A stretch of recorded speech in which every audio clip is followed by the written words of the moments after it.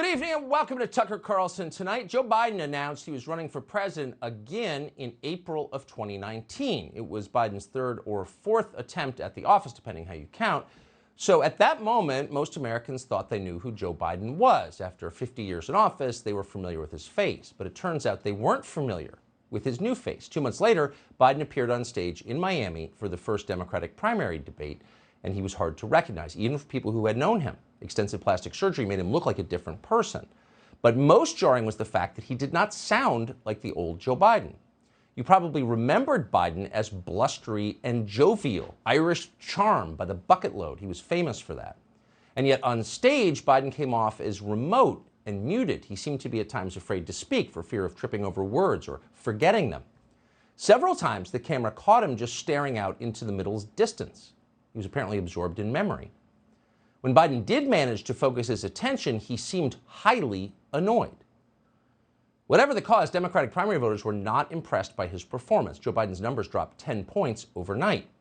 Now, the Biden campaign has never explained what exactly happened to Joe Biden that night in Miami, but whatever it was, it never got fixed. It continues. From that day until now, probably the most authentic feature of Joe Biden's public performances has been his anger. It seems to come over him in waves. Watch. Focus on this man, what he's doing, that no president has ever done. No president. No, I haven't taken a test. Why the hell would I take a test? Come on, man. That's like saying before you got in this program, if you take a test where you're taking cocaine or not, what do you think, huh? Are you a junkie? What do you say? I'm not out of time. You spoke over time, and I'm going to talk. Here's the deal. Here's the deal. The fact of the matter is, look at what's happening here. Well, that's not true. You're saying things you do not know what you're talking about. No one said that. Who said that? Who said that? You said I set up my son to work in an oil company. Isn't that what you said? Get your words straight, Jack. Do you think you play with a political liability? That's a great asset. More inflation. What a stupid son of a bitch. So you know exactly what that is. You've seen it in people around you, people you love. It has nothing to do with politics. What you just saw is a man who is losing the ability to regulate his emotions.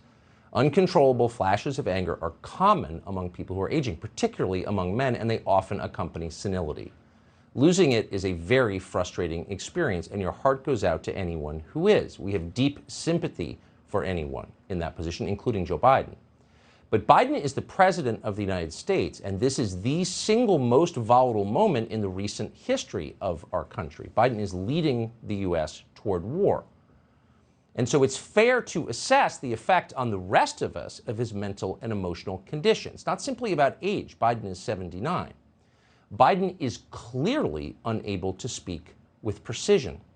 And when you're president of the United States and the world hangs on your every word, when your words constitute American policy, when you can change American policy, particularly America's foreign policy, simply by saying so, it is essential that you speak the words you intend to speak, that you not get carried away because you're mad and say something you don't mean that might threaten the long-term interests of this country, threaten the families and the children of the rest of us and our future.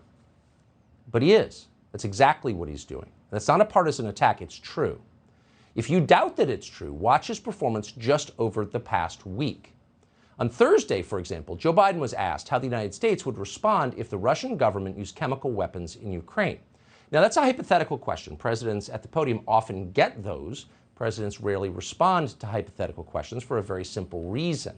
They don't know the circumstances ahead of time. So there's no reason to risk American prestige or to terrify the rest of the world by saying the wrong thing. So they don't.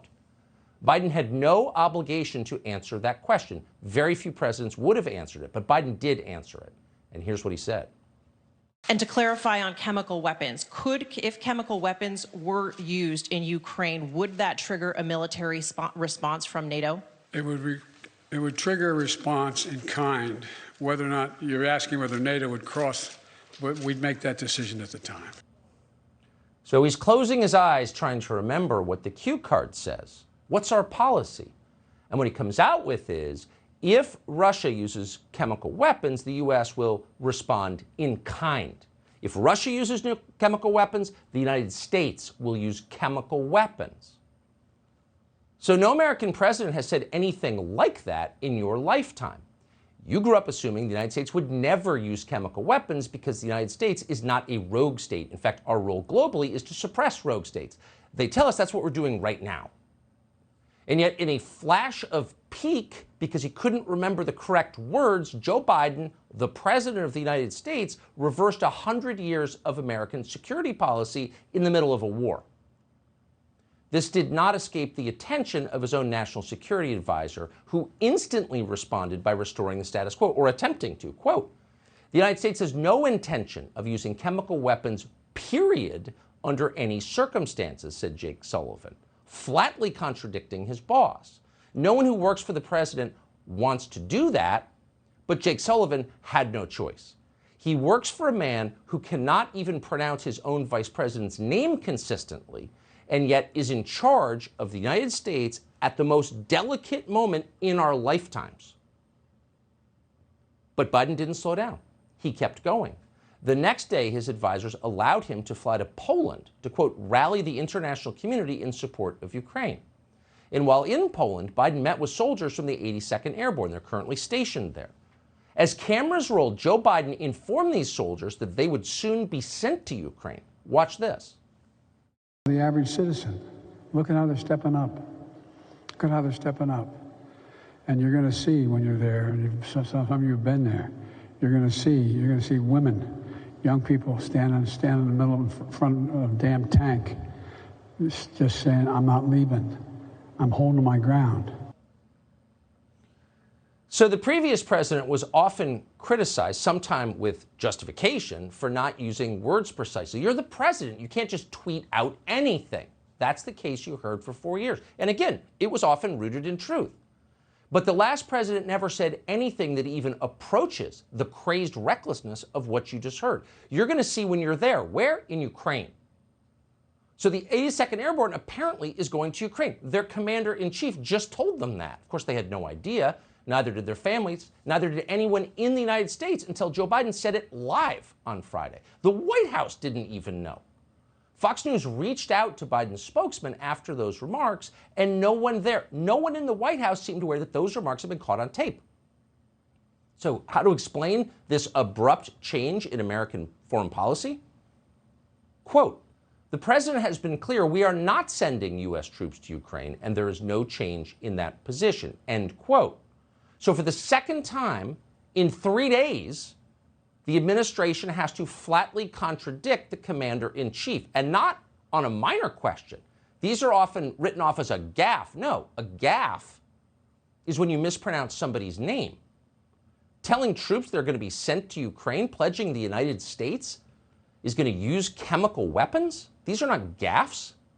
These are something else. They're dangerous, that's for sure. So the best the White House can do is telling us, well, the president, by saying he's sending American troops to Ukraine, is reaffirming our policy of not sending U.S. troops to Ukraine. Thanks for the clarification. What else could they say? And it got even weirder from there. On Saturday, once again, completely out of nowhere, with no warning whatsoever, and apparently no forethought, Joe Biden called for regime change in Russia. Watch this.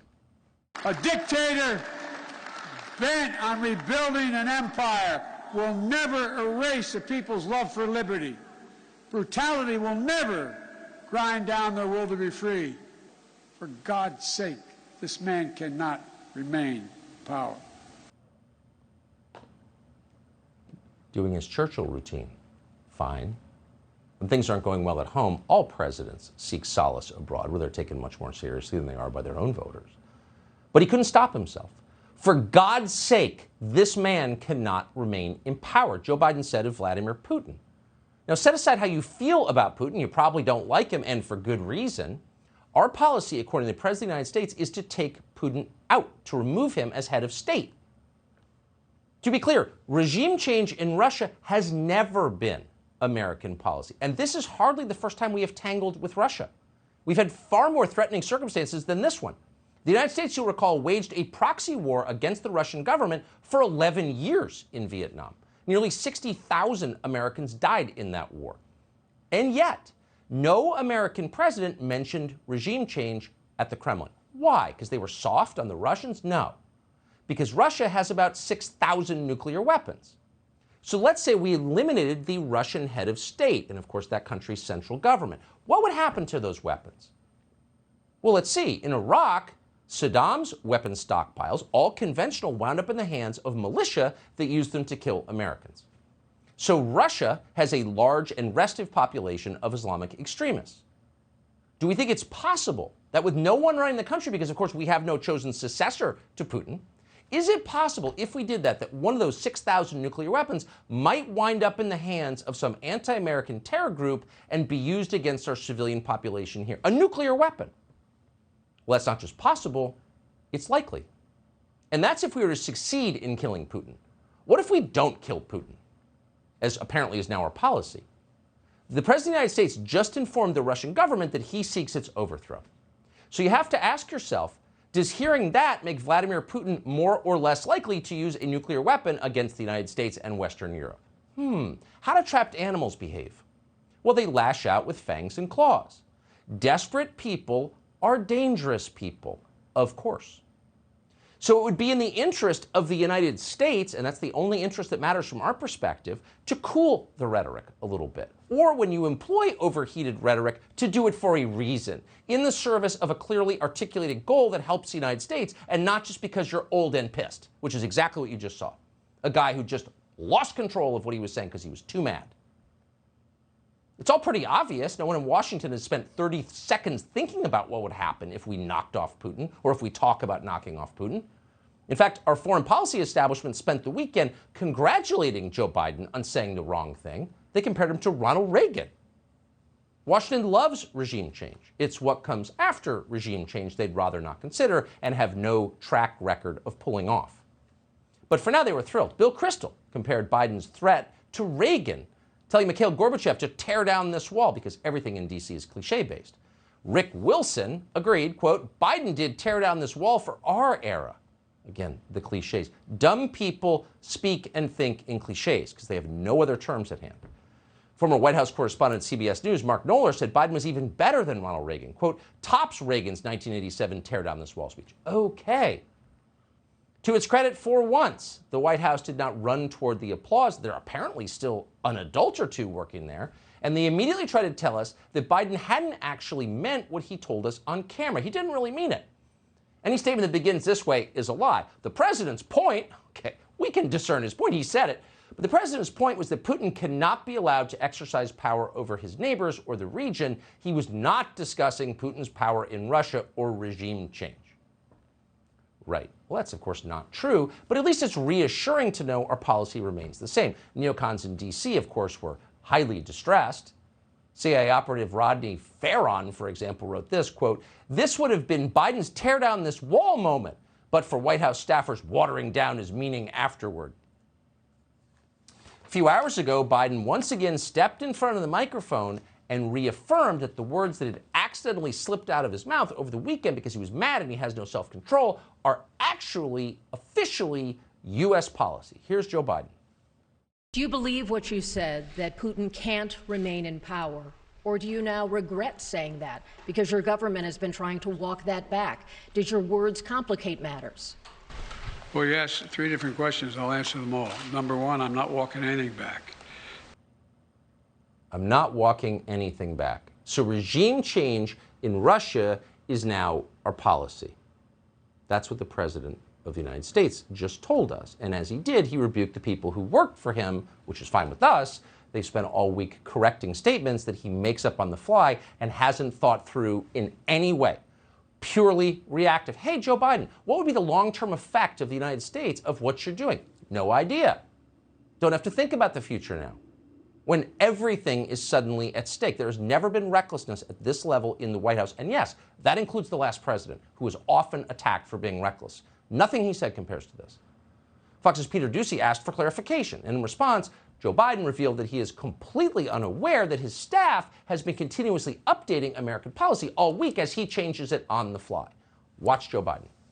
Are you worried that other leaders in the world are going to start to doubt that America is back if some of these big things that you say on the world stage keep getting walked back? What's getting walked back? It made it sound like, just in the last couple days, it sounded like you told U.S. troops they were going to Ukraine. It sounded like you said it was possible the U.S. would use a chemical weapon, and it sounded like you were calling for regime change in Russia, and we know... None of the three occurred. None of the three occurred? None of the three. Mr. President? You interpret the language that way. What's getting walked back? To be clear, he's not fit to lead, particularly right now. Bernie Sanders scared the hell out of the banks, Democratic Party short-circuited his campaign and installed Joe Biden. Biden seemed kind of passive for a lot of voters. That was a welcome respite from the last president who seemed kind of loud. Okay, that's what actually happened.